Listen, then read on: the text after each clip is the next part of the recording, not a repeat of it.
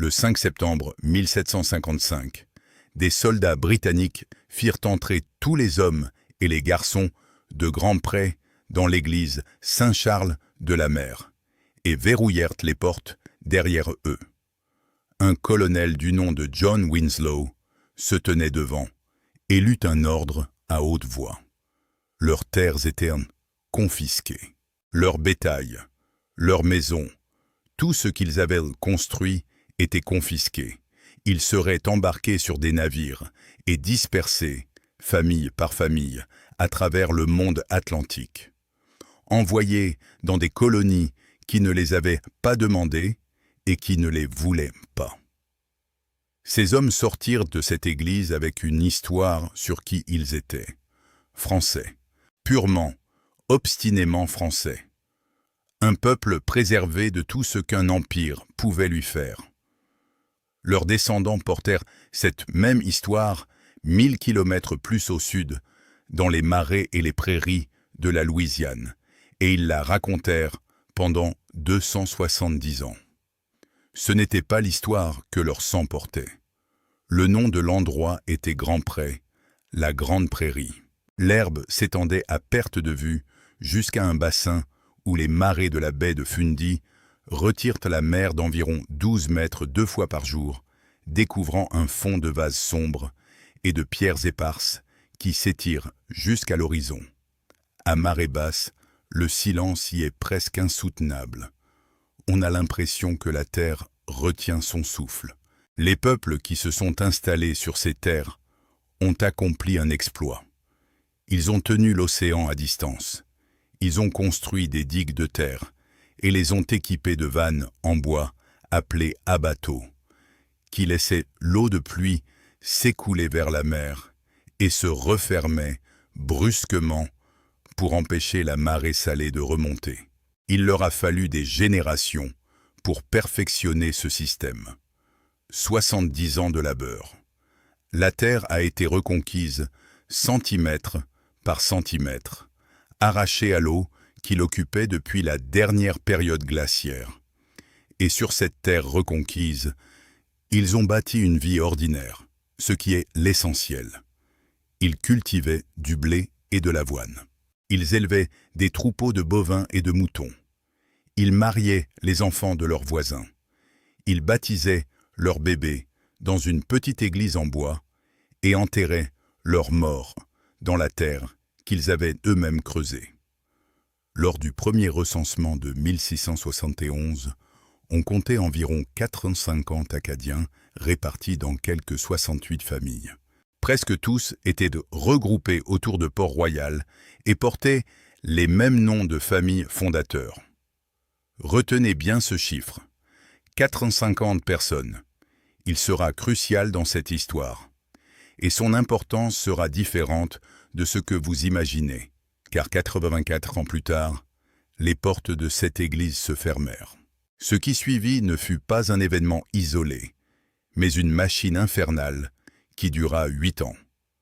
Environ 11 500 Acadiens furent expulsés de la Nouvelle-Écosse, du Nouveau-Brunswick et de l'île du Prince-Édouard. Leurs maisons furent incendiées, ne laissant derrière elles aucune trace de leur passage. Les granges furent réduites en cendres, le bétail saisi et, sur les quais, les familles furent séparées. Les maris furent divorcés. Des parents séparés de leurs enfants, embarqués sur des navires différents, à destination de continents différents, sans liste, sans registre, sans aucun moyen de les retrouver. Ce n'était pas un échec administratif, c'était un plan délibéré.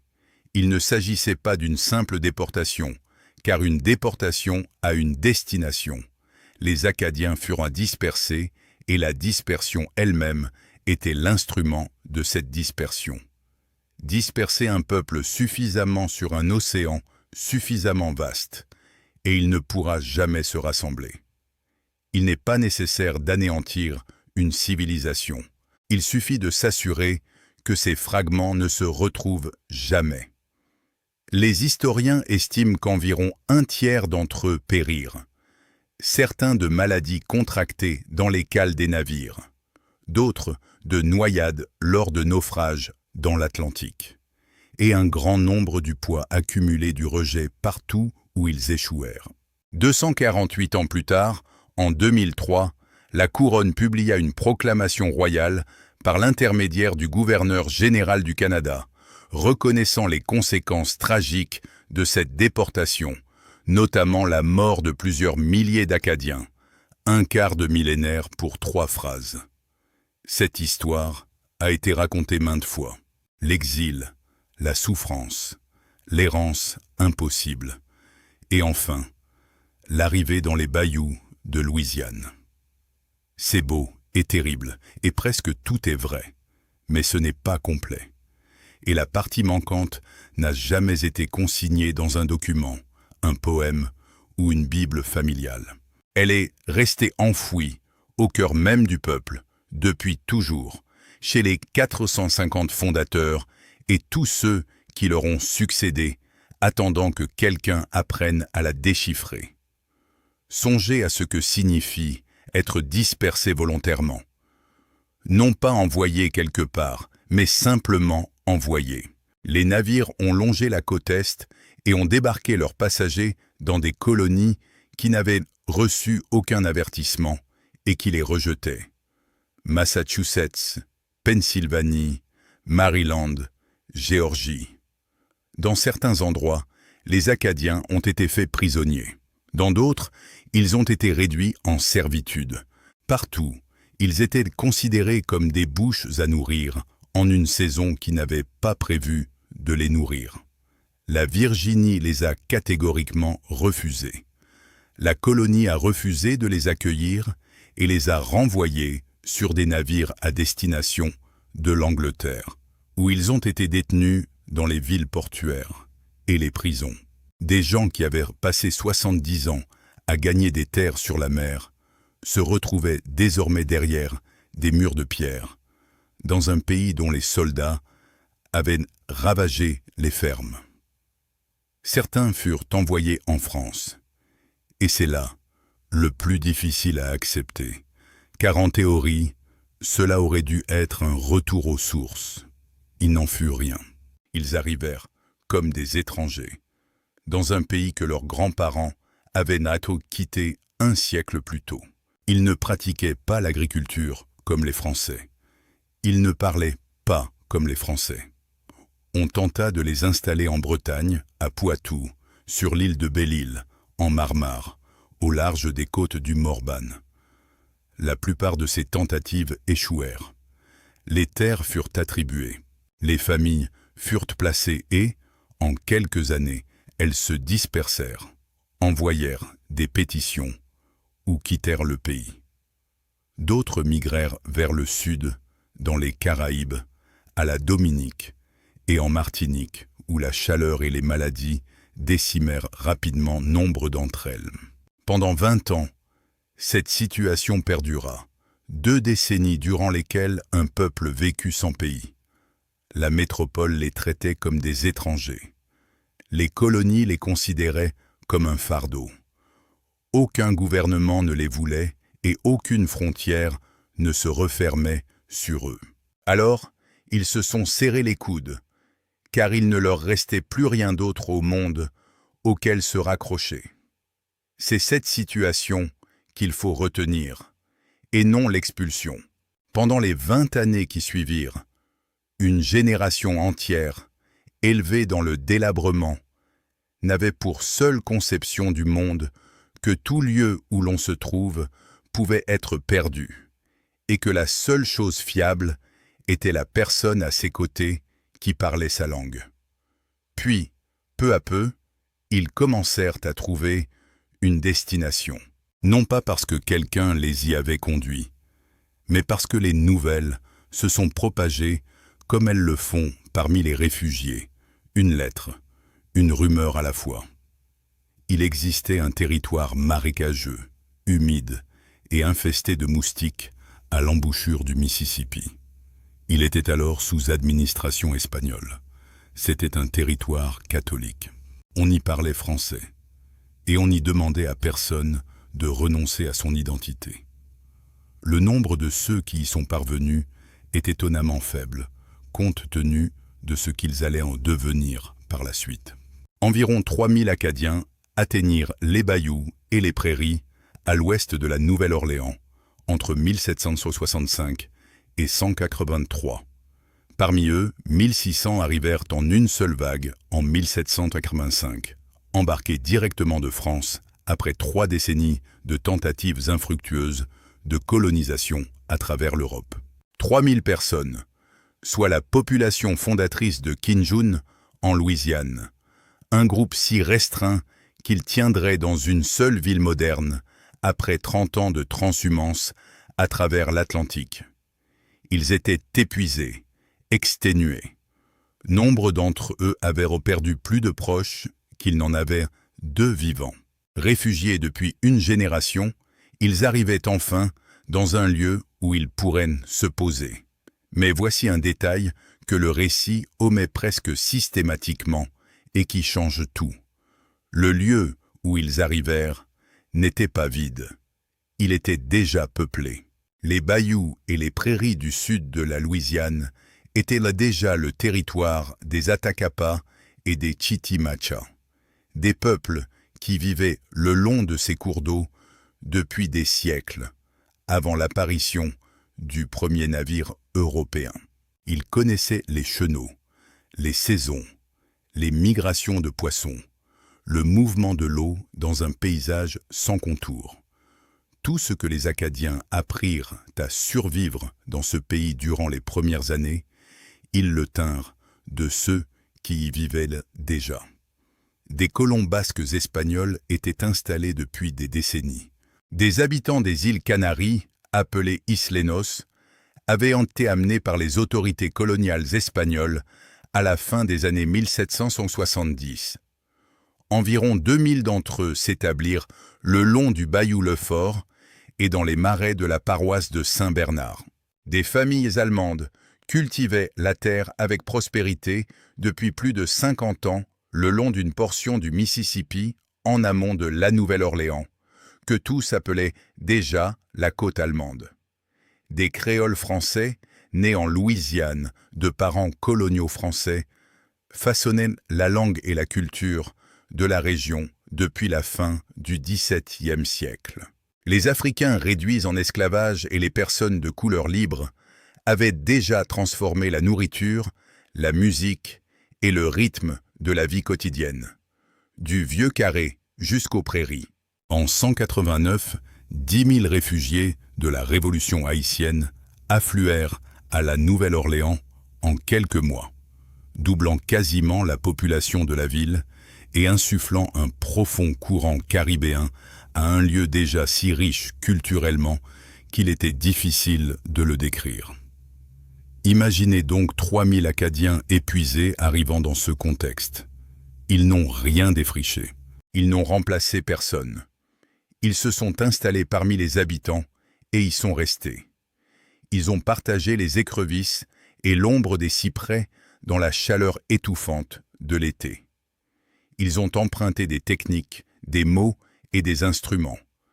Et de génération en génération, discrètement et sans cérémonie, ils ont intégré ces traditions. Je vous invite à méditer un instant sur ce récit, car il diffère de l'histoire que la plupart d'entre nous connaissons. L'histoire des origines des Sinjón, celle qu'on retrouve imprimée sur les sets de table et qu'on récite lors des festivals, se déroule ainsi. Des colons français partent pour le Canada. Ils y construisent à leur vie. Les Britanniques les expulsent. Ils errent. Pendant des décennies, ils s'installent en Louisiane. Et contre toute attente, ils préservent intacte leur culture. La langue survit, la foi survit, la musique survit. Un fil conducteur ininterrompu relie la France du XVIIe siècle à une salle de bal de Lafayette, un samedi soir. C'est une histoire de pureté, celle d'un peuple qui a tenu bon. Tout y est construit autour de l'idée que ce qui rend les Tsinjún remarquables, c'est ce qu'ils refusent d'abandonner et ce qu'ils refusent d'intégrer. Et ce n'est pas à proprement parler un mensonge.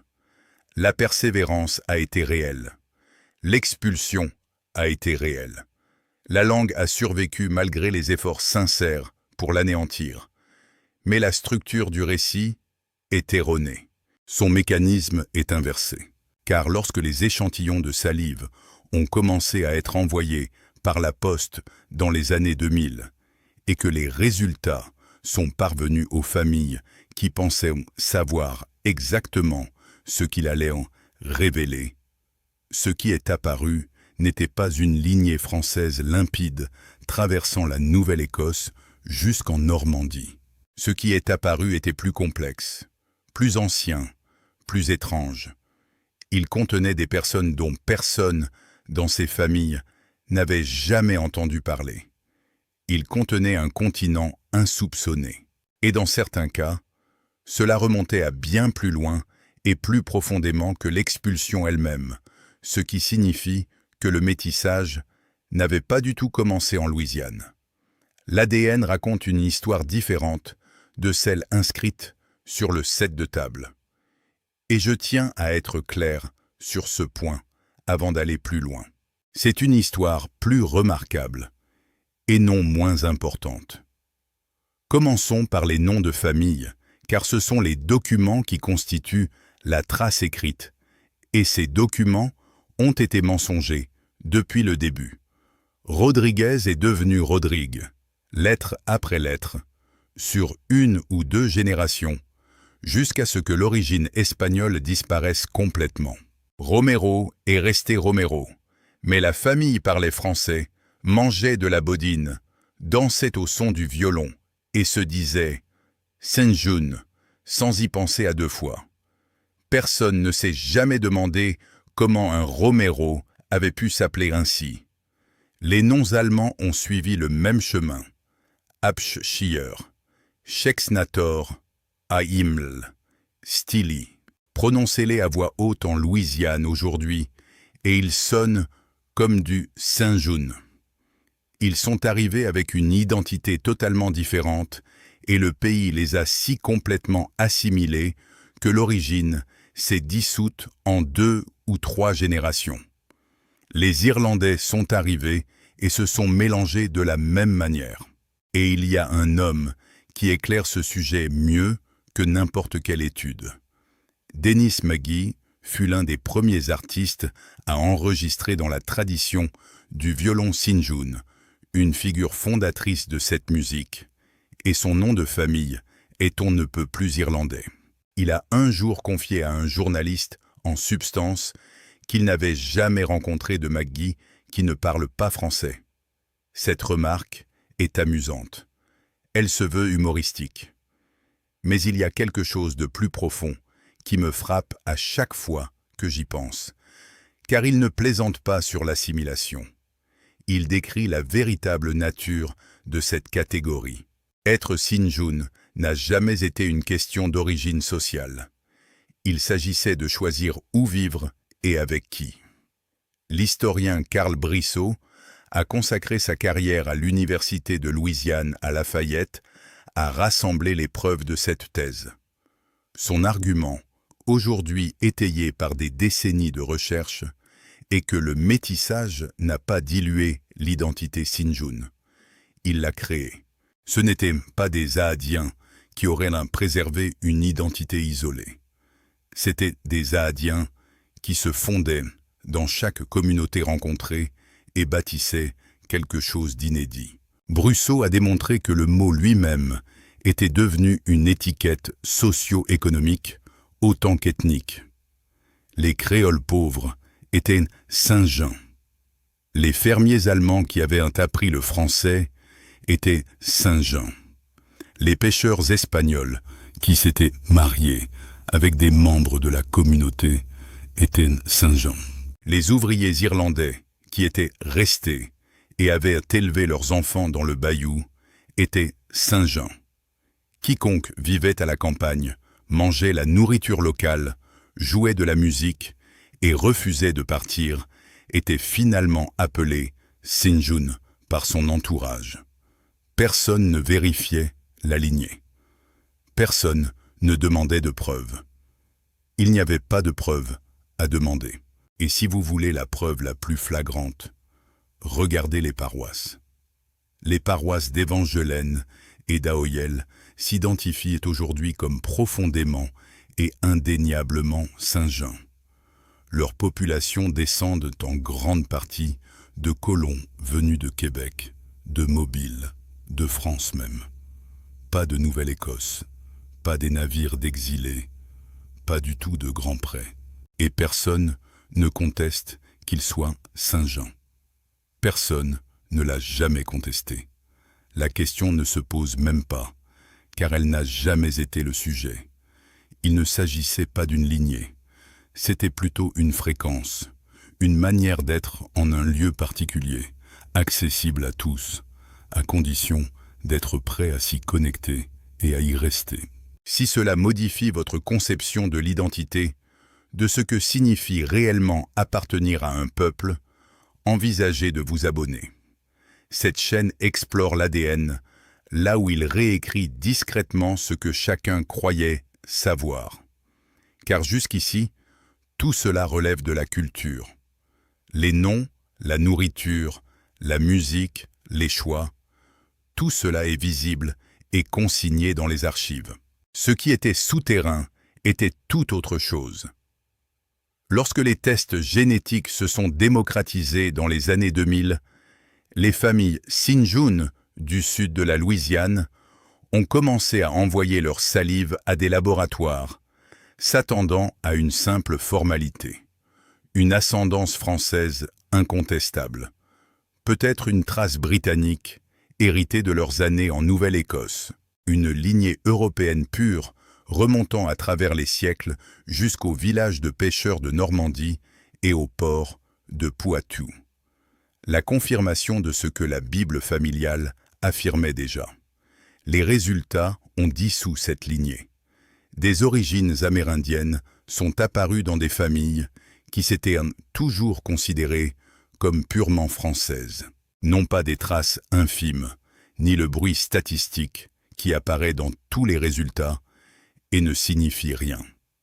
Des marqueurs significatifs et récurrents se retrouvaient dans des foyers sans lien de parenté, au sein des mêmes paroisses. Et ces racines ne menaient pas là où on l'imaginait. Elles ne menaient ni aux Atakapa, ni aux Chitamacha, qui avaient partagé ces bayous pendant 200 ans. Elles menaient 1000 kilomètres plus au nord, en Nouvelle-Écosse, bien au-delà de la période d'expulsion. Les Acadiens s'étaient unis par mariage aux familles Mi'kmaq dès le début. Pas tardivement, pas occasionnellement, pas après l'échec de la colonie et la recherche d'épouses. Dès la première génération de colons permanents, dans les années 1630, les registres paroissiaux les plus anciens, conservés à Port-Royal, attestent des mariages entre colons français et femmes Mi'kmaq, inscrits de la même main et sur les mêmes pages que tous les autres mariages de la colonie. Des noms de famille comme Pédipa et Gédré portaient cette ascendance dans leur lignée depuis l'origine. Ces noms parcouraient 1000 kilomètres vers le sud et 2 siècles plus tard pour se retrouver sur les boîtes aux lettres d'Adiana, sonnant à l'oreille de tous comme une signature française. Un homme, Kinjun, né et élevé au cœur d'Adiana, porte cette empreinte mieux que n'importe quel pourcentage. Son nom de famille était français. Il l'avait retracé sur 14 générations grâce à des registres généalogiques méticuleux, une documentation que la plupart des familles envieraient. Il connaissait la place de ses ancêtres, décennie après décennie, depuis le XVIIe siècle. Registres paroissiaux, concessions de terres, actes de mariage, recensement. Il avait tout documenté. Il a effectué un test du chromosome Y pour confirmer la lignée paternelle qu'il avait déjà prouvée par écrit. De père en père, sur 300 ans, sans interruption. Le résultat n'était pas européen. Sa lignée paternelle appartenait à un haplogroupe présent chez les populations autochtones d'Amérique du Nord. Cette lignée masculine ininterrompue, remontant à plus de 3 siècles et documentée à chaque étape par l'Église catholique et l'administration coloniale, était celle des Micmacous. Au XVIIe siècle, un autochtone épousa une Française, adopta un nom français, ou les deux. Son identité fut inscrite dans les registres et chacun de ses fils, pendant 14 générations, fut élevé d'abord en français, puis en acadien, puis en Saint-June, sans qu'aucun ne sache ce qu'il portait en lui. Hananda. Un nom français sur chaque acte de baptême, chaque certificat de mariage, chaque pierre tombale, chaque recensement, chaque titre de propriété pendant 3 siècles. Et sous cette identité, sans interruption, traversait chacun de ces hommes une lignée qui n'avait absolument rien à voir avec la France. J'y reviens sans cesse. 14 générations, 3 siècles, 200 ans durant lesquels les descendants de cet homme ont raconté leur histoire, y croyant sincèrement, la défendant lorsque les Britanniques, puis les Américains, ont tenté de la leur ravir. Une identité si profondément imbriquée sur une autre que l'original s'est évanoui sans laisser la moindre trace, jusqu'à ce qu'un laboratoire la déchiffre et la restitue. Ce n'est pas une simple note de bas de page dans les archives historiques. Voilà une affirmation sur ce qu'est réellement l'identité. C'est la première partie de ce que révèle l'ADN. L'autre partie, plus complexe, est apparue en premier. Dans les années 1980, des chercheurs du Centre des sciences de la santé de l'Université d'État de Louisiane, LSU, à la Nouvelle-Orléans, ont commencé à étudier les maladies héréditaires chez les populations Saint-Jean. Une généticienne nommée Brona Kitts a débuté ses recherches sur une maladie neurologique appelée ataxie de Friedreich, une affection qui prive progressivement une personne de sa coordination et de ses mouvements. Leurs découvertes ont mis en évidence un problème structurel sous-jacent à la maladie, l'effet fondateur. C'est la signature indubitable d'une population initiale très réduite dont les variants rares sont amplifiés de génération en génération par le biais des mariages mixtes. C'est ce que l'on observe dans les communautés isolées. Cette maladie n'aurait pas dû apparaître dans une population aussi ouverte que celle décrite dans les registres paroissiaux. Les familles Sinjun sont porteuses du gène Tay-Sachs à environ 1 sur 30, un taux proche de celui observé chez les familles juives ashkénazes et environ 10 fois supérieur à celui de la population générale. Elles présentent également des taux élevés du syndrome d'Usher, qui entraîne d'abord la perte de l'ouïe, puis de la vue. L'ataxie de Friedreich est beaucoup plus fréquente que ce que la taille de la population devrait engendrer. Et puis il y a ce détail qui m'a glacé le sang dès la première lecture. La mutation spécifique du gène T chez les Sinjun est la même que celle retrouvée chez les Juifs ashkénazes. Pas une mutation similaire, pas une erreur analogue dans le même gène. Le même défaut, au même endroit. 2 populations de part et d'autre de l'Atlantique, séparées par des milliers de kilomètres et des siècles d'histoires totalement différentes, porteuses de la même mutation génétique. Les chercheurs pensent que cette mutation est bien plus ancienne que chacune de ces communautés et qu'elle est apparue indépendamment chez les 2 groupes, car chacun a subi un goulot d'étranglement démographique.